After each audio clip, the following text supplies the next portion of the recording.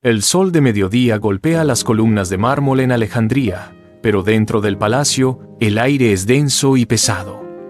Roma avanza como una marea imparable sobre el horizonte. Los guardias depositan un rollo de tela ante Julio César, convencidos de entregar un simple obsequio. El silencio se rompe con el roce de la fibra al desenrollarse. Cleopatra sale del interior. Sus pies tocan el suelo de piedra. Se pone de pie frente al líder romano, manteniendo la cabeza erguida mientras el polvo de la tela flota en la luz que entra por los ventanales.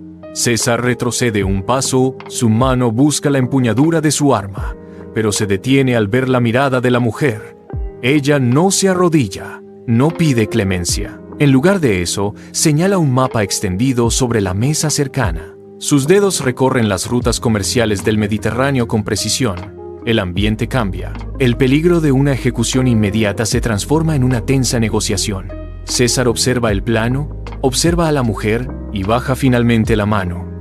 La alianza no nace de la paz, nace de la necesidad mutua. En esa sala, el destino de dos imperios comienza a entrelazarse bajo una nueva y peligrosa estrategia. La mesa de roble en el palacio está cubierta de pergaminos.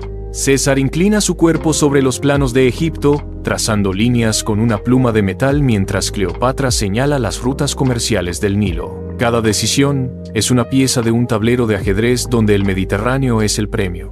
Meses después, el eco de un llanto infantil resuena en las estancias privadas. Cesarión ha nacido.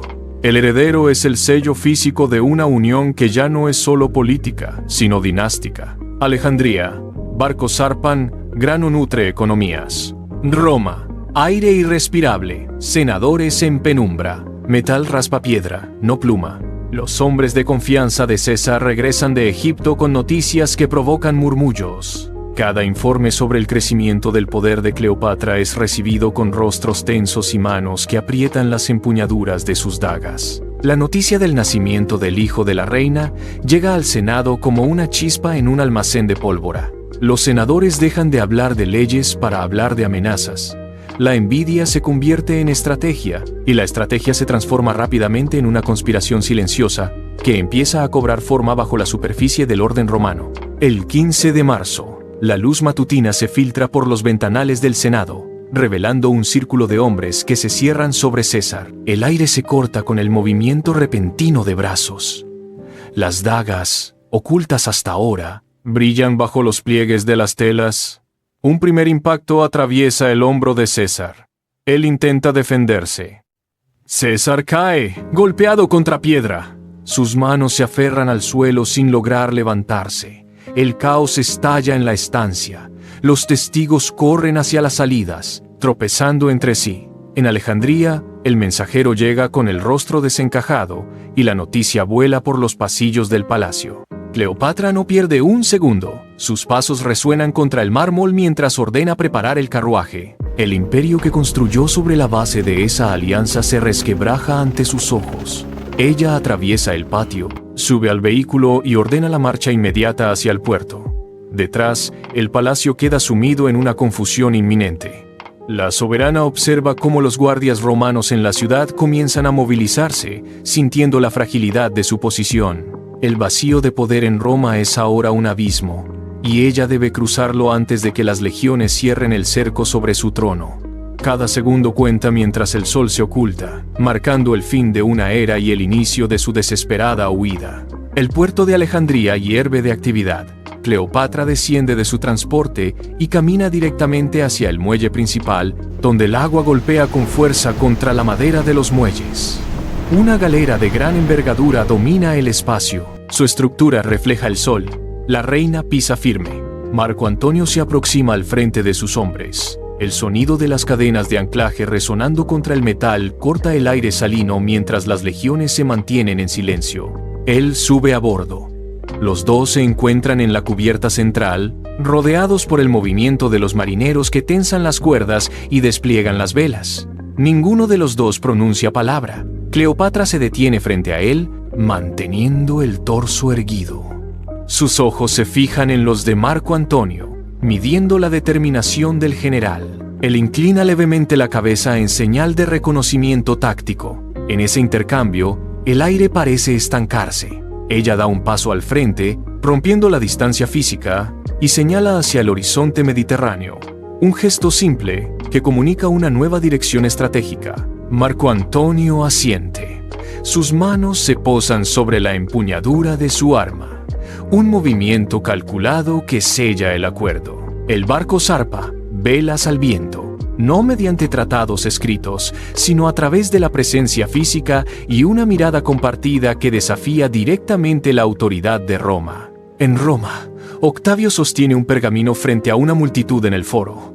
Sus dedos marcan el papel mientras lee proclamas que resuenan contra los muros de piedra. Grita hacia la masa, señalando hacia el este, acusando a la reina de usar artes prohibidas para corromper a un general romano. Los ciudadanos responden con gritos, lanzando piedras contra las estatuas que representan a la alianza egipcia. La palabra bruja se repite, convirtiéndose en un arma que Octavio afila con precisión.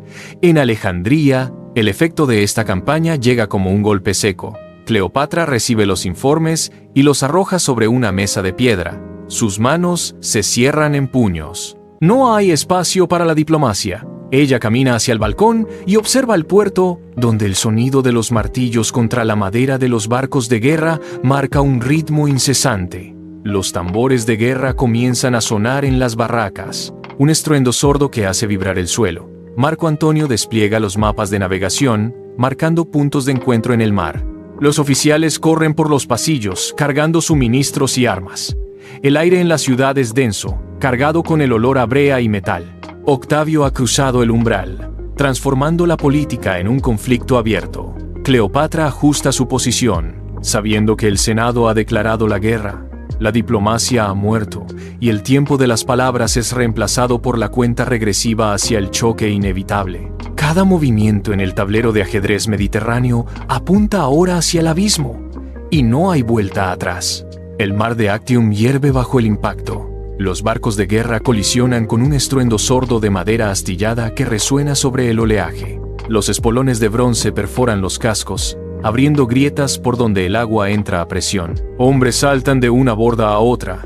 El metal de las espadas choca contra los escudos, produciendo chispas bajo el sol inclemente. Cleopatra observa desde su nave principal cómo el orden de su flota se desmorona. Los proyectiles incendiarios vuelan por el aire, dejando estelas de humo negro antes de impactar en las cubiertas enemigas. El fuego se extiende rápidamente por las velas y los mástiles, consumiendo la estructura de los barcos. La superficie del agua cambia de tono, volviéndose oscura y espesa. Los soldados caen al mar, cuyas olas se tiñen de rojo con la sangre de los combatientes. El caos es total.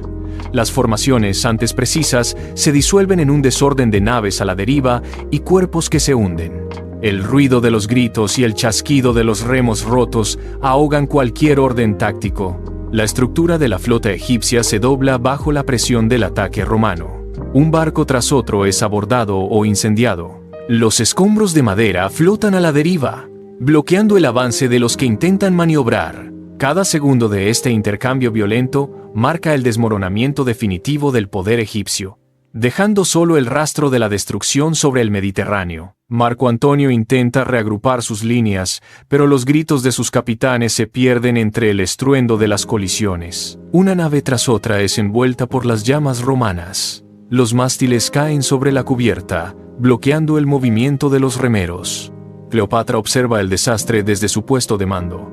Sus manos se aferran al timón de madera, sintiendo la vibración del impacto a pocos metros. Ella gira el timón con fuerza, obligando a su galera principal a virar. El barco responde, cortando el agua con un siseo metálico. Cleopatra da la señal. Las velas púrpuras, antes estáticas, se tensan al recibir el viento del norte. La galera se separa del centro del combate, ganando velocidad mientras deja atrás el humo y los restos de sus aliados. Otros barcos supervivientes siguen su estela, alejándose del infierno de Actium. El ruido de la batalla se atenúa gradualmente, reemplazado por el ritmo constante de los remos que golpean el agua en una cadencia desesperada. Cleopatra no mira hacia atrás. Sus ojos están fijos en el horizonte sur, donde el sol comienza a bajar, proyectando sombras largas sobre el Mediterráneo. Cada milla de distancia Aumenta el abismo entre su poder pasado y la realidad de la derrota. El aire se vuelve más frío a medida que la flota se adentra en mar abierto, dejando que la silueta de los barcos de Octavio se disuelva en la neblina. El silencio en la cubierta es absoluto, solo interrumpido por el chirrido de los cabos y el chapoteo del agua contra el casco. Las puertas de Alejandría se cierran con un estruendo metálico. Cleopatra desciende de su nave y camina hacia el palacio. Sus pasos resuenan secos sobre el pavimento de piedra. En el patio interior, Marco Antonio aguarda, sus manos apoyadas sobre una mesa de mapas. Un mensajero entra corriendo, jadeando, y entrega un pergamino sellado. El sello se rompe.